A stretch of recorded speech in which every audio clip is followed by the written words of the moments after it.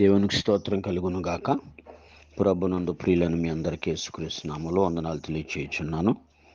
ద్వితీయోపదేశకాండ 20:4 ఈ విధంగా సెలవిస్తున్నాడు. వణకకుడి, వారి ముఖము చూచి బెదరకుడి. మీ కొరకు మీ శత్రువులతో యుద్ధం చేసి మిమ్మల్ని రక్షించువాడు మీ దేవుడని యెహోవాయే. మోషే అంటున్నాడు కదా, మిమ్మల్ని రక్షించే దేవుడు ఉన్నాడు, మీరు వణకొద్దు. ఇశ్రాయేలు గురించి మీరు వణకొద్దు, మీరు బెదరొద్దు. ఎందుకంటే మీ మీద, శత్రువుల మీద పగ తీర్చుకోవడానికి ఆయన సిద్ధంగా ఉన్నాడు, మీ పక్షంగా కార్యం చేయడానికి. వణకకుండా బెదరకుండా ఉండాలి. అలా ఉండాలి అంటే దేవుని మీద పూర్తిగా ఆధారపడినప్పుడు, మంచి ప్రార్థనా జీవితం ఉన్నప్పుడు ధైర్యంగా నిలబడడానికి వాక్యాన్ని బట్టి అవకాశం ఉంది. ఇశ్రాయేలు ఎక్కడికి వెళ్ళినా సరే మోషే సెలవిస్తున్నాడు, యెహోషువ కూడా సెలవిస్తున్నాడు, ఎక్కడ కూడా భయపడొద్దు, వణకొద్దు, బెదరొద్దు. అలా వణికినప్పుడు, బెదిరినప్పుడు సాతాను మిమ్మల్ని ఏం చేస్తుందంటే బలహీనపరుస్తుంది. అందువలన గిద్యోను కూడా న్యాయాధిపతుల గ్రంథంలో, మరి గిద్యోను అధీనంలో ఉన్నప్పుడు మిద్యానీయుల్ని మరి గెలవాలి, వాళ్ళతో యుద్ధం చేయాలి. 32,000 మంది సైనికులు ఉన్నారు, యుద్ధవీరులు. దేవుడన్న వాళ్ళందరితో యుద్ధం చేయడానికి వద్దు, అందరూ కూడా ధైర్యవంతులు కాదు, కొంచెం వణికే వాళ్ళు ఉన్నారు, భయపడే వాళ్ళు ఉన్నారని న్యాయాధిపతులు 7వ అధ్యాయము 3వ వచనం చూస్తే, ఎవడు భయపడి వణుకుచున్నాడు వాడు త్వరపడి గిలాదు కొండ విడిచి తిరిగి వెళ్ళవలనని జనులు వినున్నట్లుగా ప్రకటించమని గిద్యోనుతో సెలవిచ్చాను.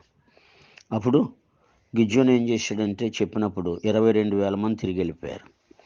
ఇంకా 10,000 మంది ఉంటే అక్కడ కూడా నీళ్ళు త్రాగినప్పుడు వాళ్ళు కూడా ఒక పరీక్ష పెడితే 5వ వచనములో అక్కడ కూడా 300 మంది నిలబడ్డారు. ఆ 300 మందితో యుద్ధం చేసి జయం పొందాడు. అలాగే దావీదు విషయంలో కూడా, గొలియాతు విషయంలో 40 దినాల నుంచి యుద్ధం జరుగుతుంది. ఇశ్రాయేల్ మిలిటరీ సైన్యం అంతా ఉన్నారు, కానీ యుద్ధం జరుగుతలేదు అక్కడ. గొలియాతు ఒక అడుగేస్తే మన వాళ్ళు ఇశ్రాయేలీలు 100 అడుగులు వెనక్కి పారిపోయేటట్టుగా ఉన్నారు.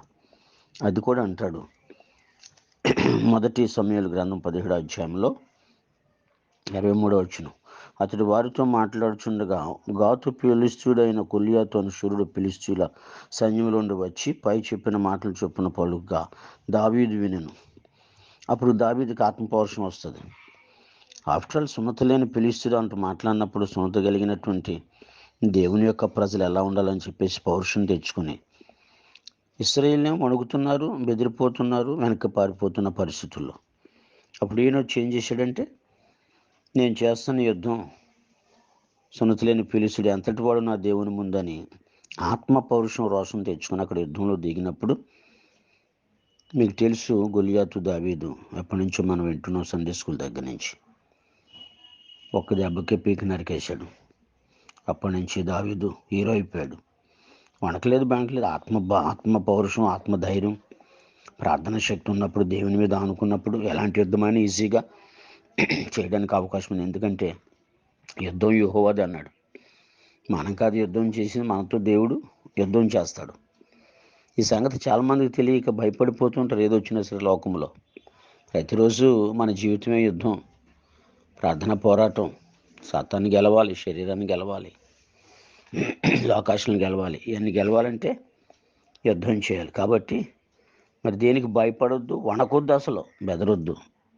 మీ పక్షంగా, మనందరి పక్షంగా యుద్ధం చేసి మనల్ని గెలిపించడానికి, దేవుని యొక్క నామాన్ని, ఆయన నామానికి మహిమ తెచ్చుకోవడానికి ఆయన సిద్ధంగా ఉన్నాడు. కాబట్టి నా ప్రియ సోదరులరా, ప్రతి ఒక్కరు గమనించి, దేనికి ఈ లోక సంబంధం కానీ, శరీర సంబంధం కానీ భయపడకుండా ఆత్మ సంబంధంగా నిలబడినప్పుడు దేవుడే మీ పక్షంగా జయమిచ్చి నడిపిస్తాడు. వణకొద్దు, బెదరొద్దు, జడియొద్దు, వెనక్కి తిరిగి చూడొద్దు.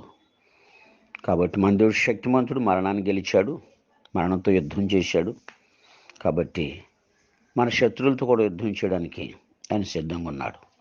వణకొద్దు, బెదరొద్దు, జడియొద్దు, ధైర్యంగా ఉండు. నీతిమంతుల సింహాలు ధైర్యంగా ఉందన్న వాక్యం ఉంది. ధైర్యంగా ముందుకు సాగిపో. దేవుడిని పక్షంగా గొప్ప కార్యం చేస్తాడు. దేవుడు మిమ్మల్ని అందరినీ దీవించి ఆశీర్వదించును గాక. ఆమేన్.